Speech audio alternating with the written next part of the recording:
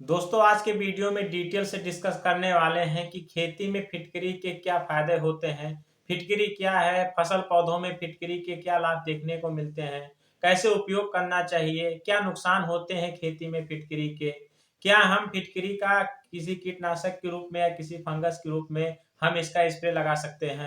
दोस्तों अगर आप कम खर्चे में फिटकरी का खेती में अधिक लाभ देखना चाहते हैं तो आप इस वीडियो को आज बिना स्किप किए लास्ट तक जरूर देखिएगा।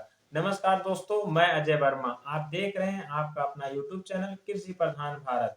दोस्तों वीडियो शुरू होने से पहले अगर अभी तक आपने चैनल को सब्सक्राइब नहीं किया है तो प्लीज चैनल को सब्सक्राइब कर लें और पास ही बेल आइकन घंटी को भी ऑन कर दें, जिससे आने वाली हमारी नई वीडियो का अपडेट इसी तरीके से आपको फटाफट सबसे पहले मिलती रहे। तो दोस्तों सबसे पहले बात कर लेते हैं कि फिटकरी क्या है। तो किसान भाइयों, फिटकरी जो होता है क्रिस्टलीय रूप में पाया जाता है और ये पोटेशियम सल्फेट और एल्युमिनियम सल्फेट का मिश्रण होता है, जिसे इंग्लिश में एलम भी बोला जाता है। किसान भाइयों, दोस्तों जो फिटकरी होता है, फिटकरी में खटास होता है, खट्टापन पाया जाता है और जिसके प्रयोग से पौधों में सिट्रिक एसिड की कमी पूरी होती है। किसान भाइयों, अगर फिटकरी को खेत में उपयोग किया जाता है तो इससे जो खेत के कीट होते हैं, जो लार्वा होते हैं या जो दीमक होती हैं या हमारे खेत में जो मच्छर होते हैं, ये सब हमारे पौधे को छोड़ करके चले जाते हैं, उस खेत से दूर हो जाते हैं। वैसे तो फिटकरी को बहुत सस्ती चीज भी गिना जाता है, लेकिन फिटकरी के फायदे चिकित्सा के क्षेत्र में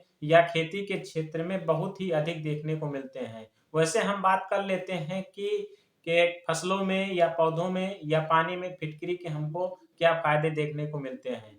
तो फिटकरी का वहां पर बहुत ही ज्यादा उपयोग किया जाता है जहाँ के मिट्टी का पीएच मान बहुत ज्यादा होता है, मतलब 7 से अधिक होता है। जहाँ की मिट्टी क्षारीय होती है वहां पर फिटकरी को बहुत ज्यादा उपयोग किया जाता है, क्योंकि फिटकरी में एल्युमिनियम पाया जाता है जो अधिक क्षारीय मृदा को बहुत जल्दी सामान्य मृदा में परिवर्तित कर देता है। तो इसका बहुत ही बढ़िया फायदा, बहुत बढ़िया रिजल्ट हमें ये देखने को मिलता है कि ये अधिक पीएच वाले मान मृदा को बहुत जल्दी सामान्य मृदा में परिवर्तित कर देता है।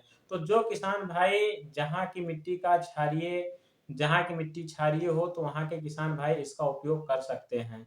और इसके क्या लाभ होते हैं कि अगर हमारे खेत में हमारा मृदा अधिक क्षारीय है या उसका पीएच मान अधिक है तो हम जब अपने खेतों में अपनी फसलों को कोई उर्वरक देते हैं, चाहे एनपीके देते हों, चाहे डीएपी देते हों, चाहे एसएसपी देते हों, यूरिया देते हों या कोई माइक्रो न्यूट्रिएंट देते हों, तो ये सब उर्वरक जो हमारे पौधे होते हैं इसको ग्रहण नहीं कर पाते हैं। तो इसके हमारे पौधे पर असर देखने को मिलते हैं कि उत्पादन घट जाती है, पौधे विकास नहीं कर पाते हैं। तो ये सब सारी दिक्कतें देखने को मिलती हैं। इसका बहुत बड़ा एक फायदा और देखने को मिलता है कि यदि पानी खारा है तो ये अधिक पानी खारे को भी सामान्य पानी में परिवर्तित कर देता है। फिटकिरी का उपयोग कीटनाशक के रूप में भी किया जाता है। यदि पौधों में उसके जड़ों में आपको दीमक देखने को मिले या लाल चींटी हो या फिर कीट अगर लग रहे हों तो उसको भगाने के लिए आप फिटकिरी का उपयोग कर सकते हैं। बहुत ही बढ़िया इसका रिजल्ट देखने को मिलता है। फिटकिरी का उपयोग एक फंगस के रूप में भी किया जाता है, क्योंकि इसमें सल्फर पाया जाता है और फंगस को खत्म करने के लिए सल्फर का प्रयोग किया जाता है। फसलों में फिटकिरी के उपयोग का बहुत बड़ा एक जो फायदा देखने को मिलता है कि इसके उपयोग से हमारे जो पौधे होते हैं हरे भरे होते हैं, पौधों में अधिक फुटाव होता है और इसमें फल फूलों की संख्या बहुत ज्यादा हो जाती है। तो इससे हमें ये देखने को मिलता है कि हमें बहुत बढ़िया उत्पादन मिल रहा है। तो ये सब फायदे हमें फिटकिरी को देखने को मिलते हैं। अब हम बात कर लेते हैं कि फिटकिरी का उपयोग हमें कैसे करना है।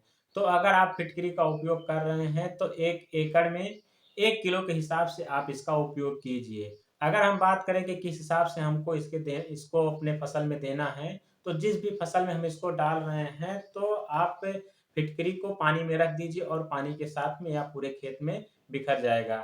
या फिर किसान भाइयों, आप उस फिटकरी को किसी बोरे में या किसी जाली में रख करके जिस तरफ से पानी का बहाव है वहां पर आप उस फिटकरी को रख दीजिए और धीरे धीरे वो गल करके उस पानी के साथ में पूरे खेत में बह जाएगा।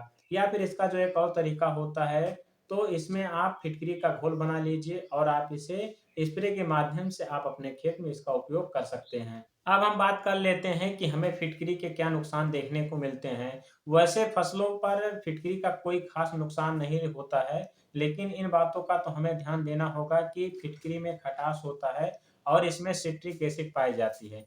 तो अगर इसका घोल आप सीधे पौधों की पत्तियों पर करते हैं, तो उनकी पत्तियाँ जल जाती हैं और क्लोरोफिल खत्म हो जाता है, तो इससे पौधे अपना भोजन नहीं बना पाते हैं।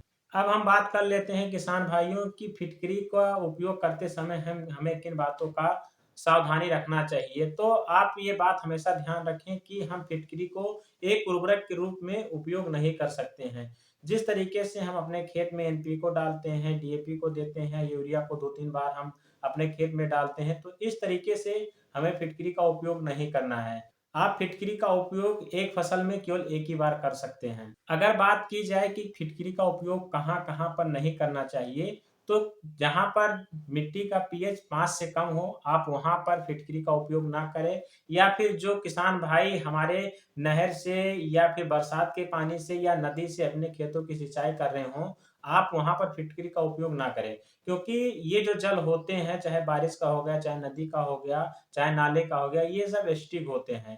तो जो फिटकरी होता है, ये भी एसिडिक होता है, तो अगर आप इसका उपयोग वहाँ पर करेंगे, तो आप इसका उल्टा रिज़ल्ट देखने को पाएँगे। तो आप इन बातों का ध्यान दीजिए।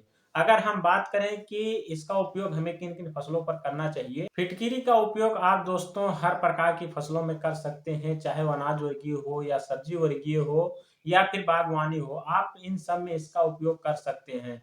किसान भाइयों, यदि आप फिटकरी का उपयोग सही तरीके से इन सभी जानकारियों को ध्यान में रखते हुए अपनी फसलों पर या अपने खेतों में करेंगे, तो आपको इसका बहुत बढ़िया रिज़ल्ट देखने को मिलेगा। कम खर्चे में बहुत बेहतरीन रिज़ल्ट ये देता है।